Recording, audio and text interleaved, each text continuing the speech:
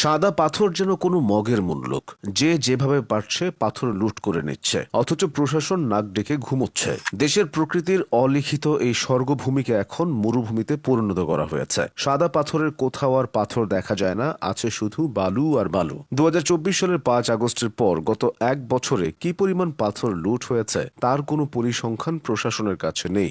স্থানীয় বাসিন্দাদের ধারণা, সিলেটের পাথর কোয়ারি ও কোয়ারিভুক্ত এলাকা ছাড়া অন্যান্য স্থান থেকে অন্তত ২ থেকে ৩ হাজার কোটি টাকার পাথর লুট হয়েছে। সংবাদ মাধ্যমের তথ্য অনুযায়ী পাথর লুটপাটের এই সিন্ডিকেট নিয়ন্ত্রণ করছেন স্থানীয় বিএনপি ও যুবদল নেতারা। ২০২৪ সালের ৫ আগস্টের পর পুরো পাথর রাজ্য তাদের নিয়ন্ত্রণে। এখন দিন রাত সমান তালে হাজার হাজার শ্রমিক কোদাল, বেলচা, শাবল আর টুকরি নিয়ে কোয়ারি এবং এর আশপাশের এলাকায় গিয়ে মাটি খুঁড়ে পাথর বের করেন।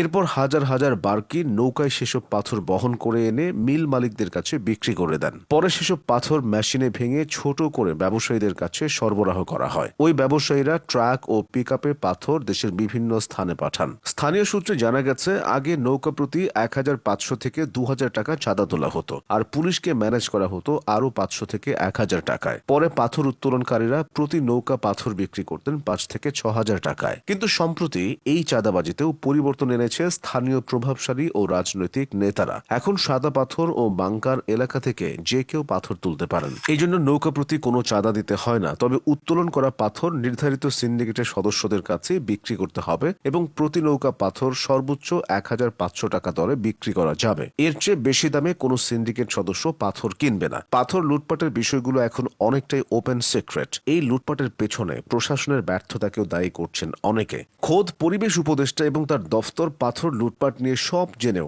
অসহায়ত্ব প্রকাশ করেছে। সিলেটের কোম্পানীগঞ্জ উপজেলার ভোলাগঞ্জের জনপ্রিয় স্থান সাদা পাথর। ২০১৭ সালে দেশ জুড়ে পরিচিতি পায় এই পর্যটন কেন্দ্রটি। ওই বছর পাহাড়ি ঢলের তোরে ধলাই নদের উৎস মুখে প্রায় ৫ একর জায়গা জুড়ে পাথরের বিশাল স্তূপ জমা হয়, যা স্থানীয় প্রশাসনের উদ্যোগে সংরক্ষিত হয়। এরপর আরো কয়েক দফায় পাহাড়ি ঢল নেমে এখানে পাথরের একটি আস্তরণ পড়ে। সেই পাথরের বিছানার উপর দিয়ে স্বচ্ছ পানির ছুটে চলার দৃশ্য পর্যটকদের নজর কাড়ে। তখনকার জেলা প্রশাসক রাহাত আনোয়ার ও উপজেলা নির্বাহী কর্মকর্তা আবুল লাইস নিজ উদ্যোগে এলাকাটি সংরক্ষণের ব্যবস্থা করেন। এরপর সংরক্ষণের ধারাবাহিকতা রক্ষা করে উপজেলা প্রশাসন। সবশেষ সুমন আচার্য ইউএনও থাকাকালীন সাদা পাথর নিয়ে তৈরি করেন একটি মহাপরিকল্পনা। সেটি বাস্তবায়ন না হওয়ায় এলাকাটি ঝুঁকির মুখে পড়ে। বাংলাদেশ পরিবেশ আন্দোলন তথা বাপা সিলেটের সাধারণ সম্পাদক আব্দুল করিম চৌধুরী জানিয়েছেন, বিগত ১.৫ দশকে সিলেটে যে পরিমাণ পাথর লুট হয়েছে এর চেয়ে কয়েক গুণ বেশি লুটপাট হয়েছে গত এক বছরে। তার মতে বিগত সময়ে এক পক্ষ লুটপাট করেছে আর এখন লুটপাটের সবাই আছে। সিলেটের স্থানীয় পরিবেশ কর্মীরাও বিষয়টি নিয়ে সরব হয়েছেন। সবার অভিযোগ, প্রশাসনের নাকের ডগায় প্রকাশ্যে দিন দুপুরে পাথর লুটপাট চললেও নিশ্চুপ তারা। অভিযান প্রতিনিয়ত হচ্ছে, কিন্তু মিলছে না কোনো প্রতিকার। ফলে যে যার ইচ্ছা মতো লুটে নিচ্ছে সাদা পাথর।